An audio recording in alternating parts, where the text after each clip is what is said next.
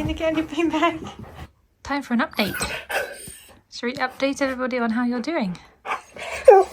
We shall. He has a little shaved patch. You have your little shaved patch.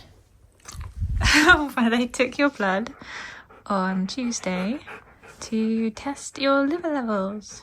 If you didn't see Friday's video, not the Friday that's just been, the Friday before, Key had been off of his food, so leaving half of his dinner on a regular basis, and we all know that Key loves his food. So it was very unusual for him to be turning down so much food. Even toast, my mum's toast, he turned down on multiple occasions. So it was definitely concerning, and I was back and forth as to whether or not he needed a vet visit, because one night he would eat his food and then he wouldn't eat his food. So then I was trying to think of what could be causing him to lose his appetite. And obviously liver issues can cause a loss of appetite, but I don't want to go straight to the worst case scenario. So I looked up milk thistle, seeing as that was the last thing I'd changed in his in the things he consumes. And milk thistle can cause loss of appetite. Weirdly, other things on the Google tell you that milk thistle increases appetite, but the vast majority are saying that it decreases appetite.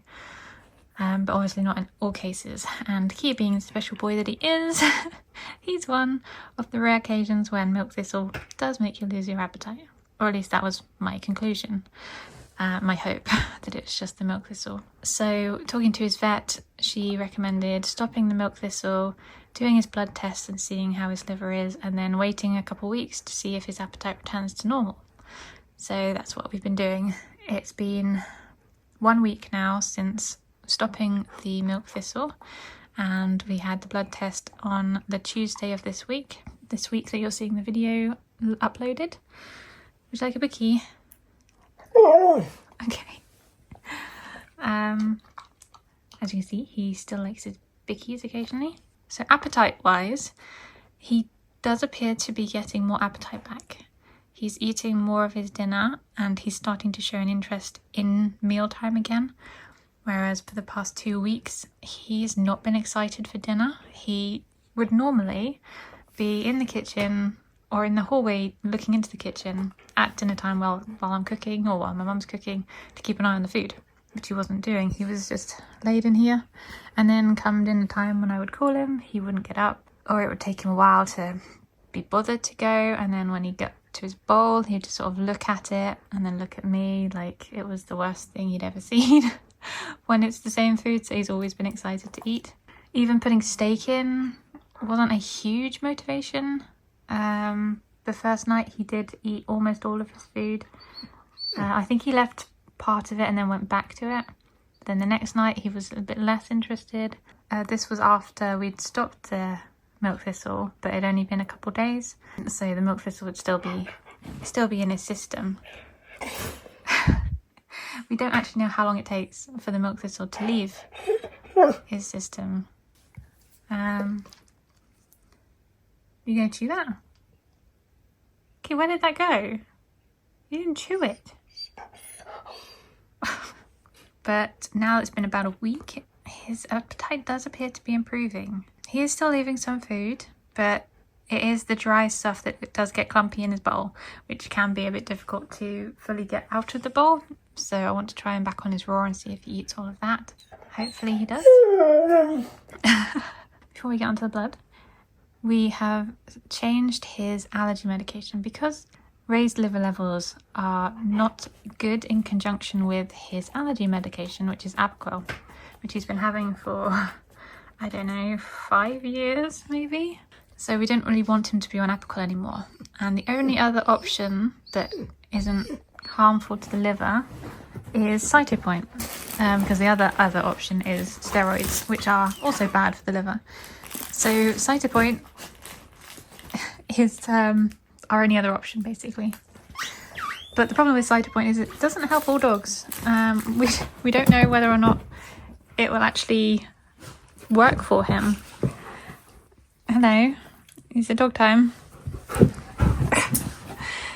So the only option was to do it and try it and hope. One of the other issues we have with Apical is increased thirst. That was also a worry with the liver levels, because that a damaged liver can also cause excessive thirst. And no, leave his tail on. And no, stop holding his bum like that. Leave a tail, thank you. But his vet did look up at the fact that Apical can cause increased thirst too. So for the past, I don't know, month or so, he's been, when we go to his hydrotherapy, he's been trying to drink the water in the treadmill, which is not good. I mean, it's very low levels of chlorine. We obviously don't want him to drink it though.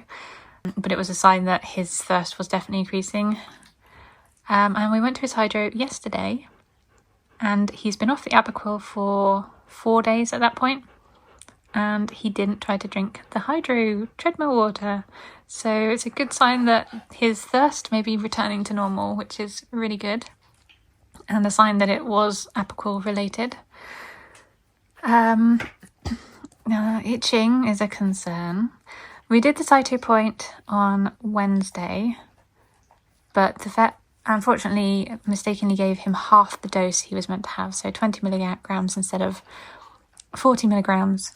The vet that phoned me up apologised for the mistake and said that when we go back in a month's time for the full dosage, we won't get charged for it because it's very expensive. It's about £175 a go, and it only lasts a month. If you're lucky, it might last 2 months, 8 weeks, but it might not. So that would be £175 every month, or every 2 months if we're lucky. And to be honest, we're not that lucky, are we, Key? I'm not, anyway. I'm just not very lucky. My only luck was getting you. Yeah. So I've just got to keep an eye on him and his itching to make sure that he doesn't start causing ear infections or paw infections with licking his paws, scratching inside his ears, because that's one of the main reasons why I've put him on the Apical, because I've tried so many different ways to deal with his allergies, from elimination diets. We did a blood test to check for his allergies, discovered he had about 18 different allergies, including grass and dust and trees. So yeah, keeping an eye on his itchiness, hoping he doesn't get too itchy. He also gets little rashes around his mouth, so if you see red patches, he does have one at the moment, but we'll see. I'm hoping that this 20 milligram half dose of Cytopoint will work. Also noticed that he hasn't really been that itchy despite stopping the Apical 4 days ago, when just dropping down the amount of pills he gets a week by 1 has caused him to get an ear infection. So I was wondering whether the milk thistle, which is apparently anti-inflammatory, can also help with allergies, but now he's not on it. For 2 weeks he's got to be off the milk thistle to make sure that his appetite comes back to normal, and then he can go on to a different liver supplement. Yeah, we're going to try Denamarin, which unfortunately still has milk thistle in it, but that is one of the main ingredients that they need for liver support. So Silibum and Sami, I'm not sure exactly how you pronounce them, but the 2 ingredients that they need for liver support, and one of them, I think it's the Silibum, is milk thistle extract or something along those lines. So he needs to have it in order to support his liver. But if it's going to suppress his appetite, we're going to have to do some kind of on-off regime that I think Jess does with Memphis, where she does 2 months on, 1 month off, so that he doesn't lose his appetite, because it not only lost his appetite, but it made him a bit sadder. Like, he wasn't very enthusiastic about anything and wasn't very talkative, which was not very nice to see. But he seems to be back to himself again and almost eating as normal again, which is very good. Yeah. I heard that burp. Okay, so we're on to Key's liver level results. His ALP, with a P, went from 360 down to 356. The normal range is 12 to 83. They start to get concerned around 200, 300, but it's very non-specific, the ALP. It could be something they've eaten. It could be inflammation from things like arthritis in somebody's hip. It could be any number of different things on its own. It's when it's in conjunction with the ALT that it becomes more of a concern, because the ALT is liver specific. His ALT was raised, which was the main concern, and it went from 93 down to 54, which I am happy to announce is in the normal range. So his ALT, liver specific marker, is in the normal range, so that's really, really good. And his GLDH, which is, I think, to do with the gallbladder, went from 15.7 to 7.4, so that's almost halved it. And the normal range is 6, so it's not far off normal. We're hoping that we can get that back down to actually being in the normal range, which will then be really good. And she wants to hopefully get the ALP down to 200, hopefully. But the fact that his ALT is normal again is really good. But it does mean we need to stick with the milk thistle extract, but in some form that hopefully doesn't suppress his appetite. That's where we're at. We're all good. He's a lot more happy, eating more, and his ALT is in the normal range. Yes, you're all right. And on a very different note, to do with his wrists, due to his hip, basically, he's putting more weight on his front side because he does have some arthritis there. We get laser treatment at his hydrotherapy. We do. And his right wrist is obviously the most weak. It's very, very low with the carpal drop due to that injury he had that's just progressively weakened the joint. But because he's putting extra weight through his front, and this one isn't like as supported as it needs to be, his left wrist is starting to drop.